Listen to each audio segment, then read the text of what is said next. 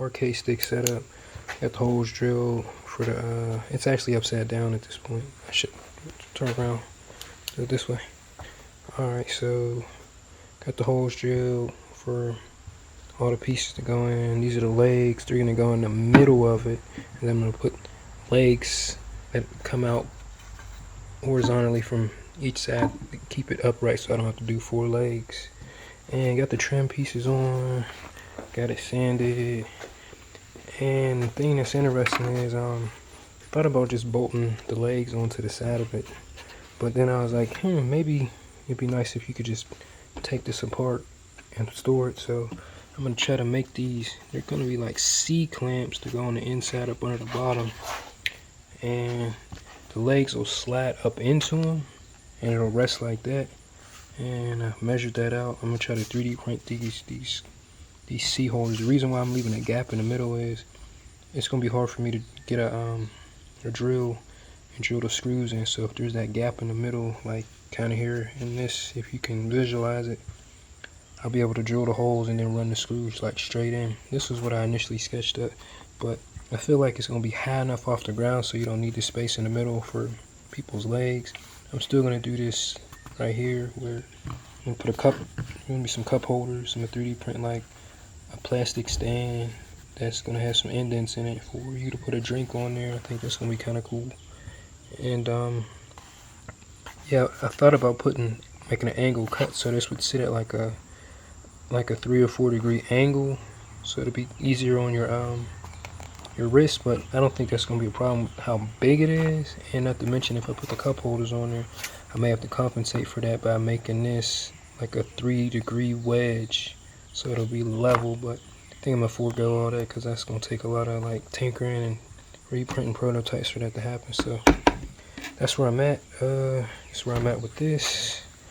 And yeah, I think the next thing I'm gonna do is try to model this up and get this print a prototype for this to see if this is gonna work. I'm pretty sure it's gonna work. It's just the fact of fitment and making sure it all fits right. So alright, so here's the prototype printed. And those are 2 holes I was telling you about. And this is how I was going to get attached to the bottom of this like that. And then, see, I'm able to just take the drill and drill the holes in there. But unfortunately, I got my measurements wrong. So you'll see here, it don't quite fit. It's off by 1.5 millimeters on each side. So I got another one printing right now. And I'm gonna come back. I was gonna sand these edges, but I'm like, nah. I want this to be a standard size and not a one-off. In case I want to make these again, so I'm just gonna print the whole thing again. It came out like I drew it, so I'm kind of happy about that. So, and like I was saying, just gonna go here, and then you slide the legs in there, and then it'll stay. It's gonna have them on both sides. Just the bottom of it. And yeah, it's off about 1.5 millimeters on all the sides. And the clean. So it was a learning experience. And then my chamfers on the inside, because I stuck a screw in there, and the screws weren't flush with the plastic. So even sanding it, like I said, I didn't want to sand it because it's already in a nice state. Now I have to sand off a lot to get this to fit. So it was about, what, I want to say 5.5 hours to print this. And yeah, I don't mind waiting another 5.5. I may start one before, like I said. So what, it's like 7 and some change now. This should be done by like 1 o'clock. Then I'll print the other one in the morning. And I should solve that problem of that. And then it's pretty solid too, because I had to do like I normally do a 10 or 15% infill. It's like 40, so it shouldn't flex. And then that'll be the next step. I have to get that to work. I'm probably gonna, I was gonna paint it, but probably not. I'm probably just gonna stick this on here and then let it cure for 2 or 3 days. Keep it natural. Let it be known, because I made these out of all pallet wood like that. I break them down, then I store them. So I may leave it like it is, so it's known that this was made out of pallet wood. But yeah, there you have it. That's the next step, or the next stage, is getting these printed. So yeah, there you have it. Remember in that drawing that was referenced earlier, this is going to be that middle area I was talking about that's going to be able to hold drinks. And I got about another 2 hours or so on that before that's done. And yep, I think this is going to come out pretty well too. Didn't take too much time to design. Just gotta see if I need to put anything in the middles of these once they get done printing to keep them from sliding. But that's it. There's that, and the connector pieces turned out pretty well. Yeah, I'll show you here in a little bit. Alright, I got the C-clamp connectors printed here,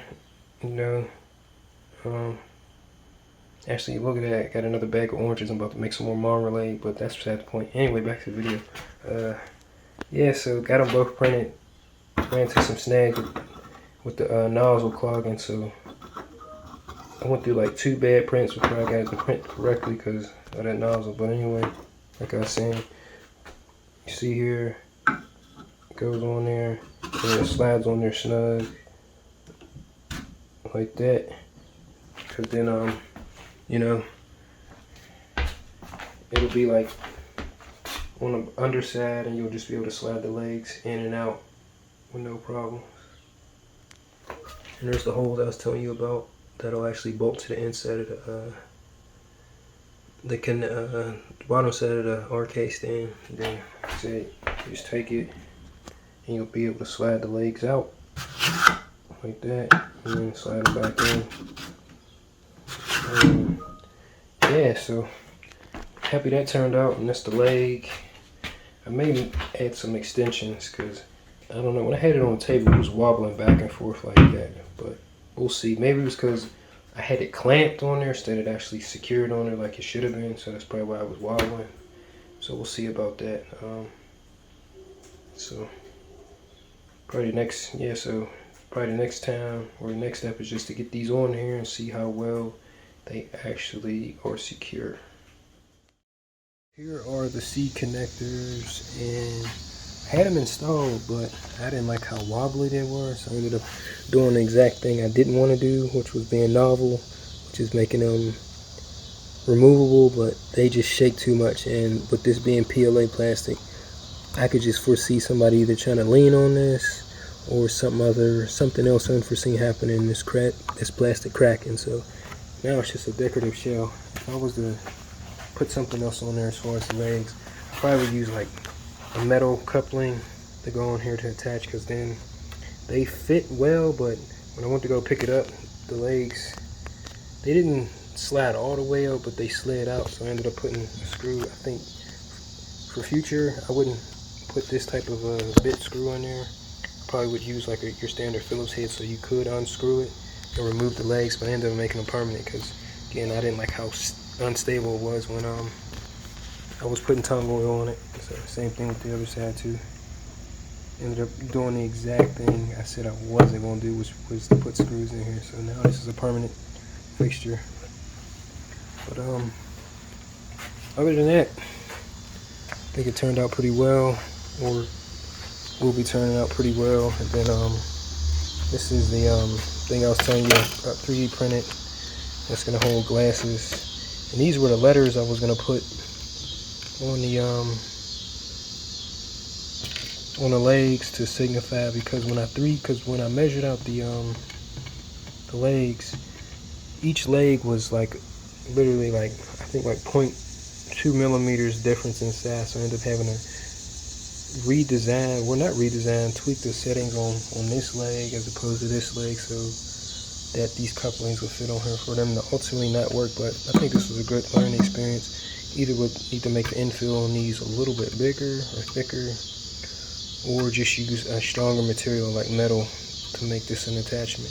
But Now, this is the underside of it, but I'm probably gonna put these letters on here like this, so that you know what the buttons are, because the software that I'm using for this is called Recall Box, and the controller that they use is like it's the representation of a Super NES controller. So this is going to be A, B, X, Y, L1, R1, L2, R2, even though Super Nintendo doesn't have L2 and R2, but they have button designations for that. So I'm probably going to end up printing some more letters to go on here for that. So X and Y will probably be blue, and then, you know, red and blue respectively on both sides. And then I also had these arrows, because the arrows were going to be to show which way these legs were supposed to be facing when you insert them. But since there's no use for them now, I'm probably just going to put them around where the joystick is, like this. I'm going to show you real quick. And just for decorative purposes, might as well reuse them and improvise and do like that.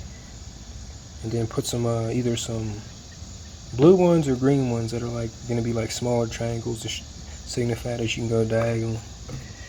And that'll probably be able to help. I'll probably be able to reuse these instead of just having to just throw them away or something. And then if this was flipped over, this would go in the middle here, if you can imagine.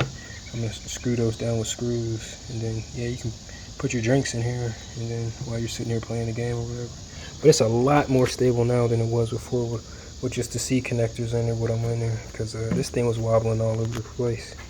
But that's the next update. I got tongue oil on them, so the next thing I'm probably going to do is start putting the buttons in here and getting the joystick housings in here on the underside, and yeah, getting the buttons in and making sure, and then test running it on Recall Box to make sure that it works. So everything pretty much put together and wired up. I just gotta go test it now.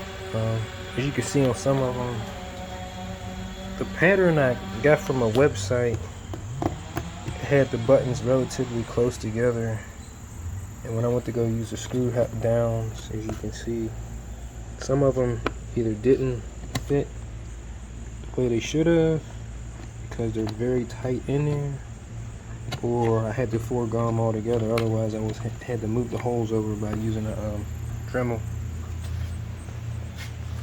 That's a hard light, so you have to excuse that. And when I built mine, I kind of just put the holes where I wanted them, so I accounted for enough space. I'm assuming that you're under the impression that you're not going to be using no screw downs. You keep them secure, otherwise I don't think these would be as close as they would. Because some of them, yeah.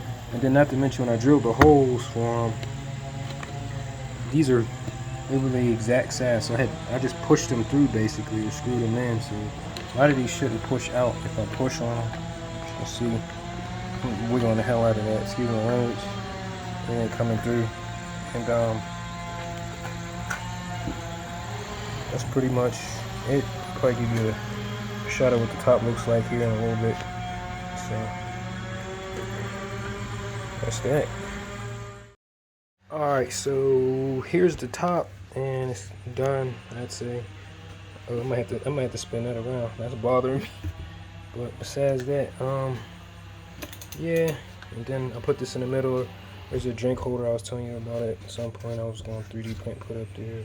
And then this was a last minute addition, putting this here in the middle. Because the person I made this for, if some of you all remember, that's my age, a little bit older, the old school X-Men arcade game, it came in like the 6-player version and I think the 2-player version of it. Well, they like absolutely loved this game, and I was gonna put this in there up under the thing, even though, you know, Iceman was a member of the X-Men, but in the actual arcade game, she's one of the characters that's selectable. And I seen I had this up there, and I was like, oh, I'll just add this as like a, I don't know, just a showpiece, or just to hit home the fact that the person likes the X-Men arcade game. So Hope they like it.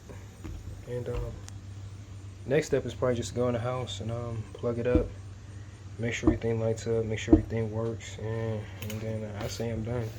And I like the fact that this is I did this all on pallet wood. Everything's pallet wood, everything. Like there's no bought materials, just anything I spent was my time. And I don't know, I might start making these to sell. We'll see. Cause I don't know, I like electronics and I like games and stuff like that, especially arcade games. And I don't think I would cover up the fact that it's pallet wood. I think I want people to know that there's imperfections in it, you know, like the drill holes and the fact that the wood it's been machined to a point to where it's able to be used to be built, but you know, like stuff like this, and you know, the little places where the wood was frayed, you keep that in there as a design element. And you know, like the drill holes from when this was a piece of wood or a pallet that was put together. But other than that, I think I'm pretty happy with how this turned out. Like I said, the whole thing with the C-clamp connectors, that was me trying stuff. I think if I was to come back and do that again, probably would make that. I think I would make this area here longer, so this would have more surface area to attach to, because it wobbled horribly, and I didn't like that. So I ended up putting screws in there anyway. As you can see, there's 3 screws in there, even though I didn't want to, because I wanted to make the legs removable. But they ended up not being that way, just for the sake of stability, because I didn't want this thing tipping over or breaking or doing something weird in the midst of it, like, you know, a highly contested Street Fighter or Marvel vs. Capcom game. You need to do your Hadouken and the damn thing fall over on you. That wouldn't be good. But yeah, and the legs, I don't know, I may go a different route with the legs, because I thought these were going to be long enough, but then I added this extension because of it being it favors the front from where I put the legs at due to where the buttons were at, so it isn't actually like balanced. So it had more of a tendency to fall back because more of the weight was back here, but they don't do that now since I put those up there. And oh wait a minute, I got a drink right here, let me see. And I don't know, if I was to make these again, I think I might make this a little deeper, but again, I don't think it's gonna be that big of a deal. So yeah, I think it's done. I may do one more video or clip of it lit up and being used just for the sake of it, but yeah, this is done, I'd say. Thanks.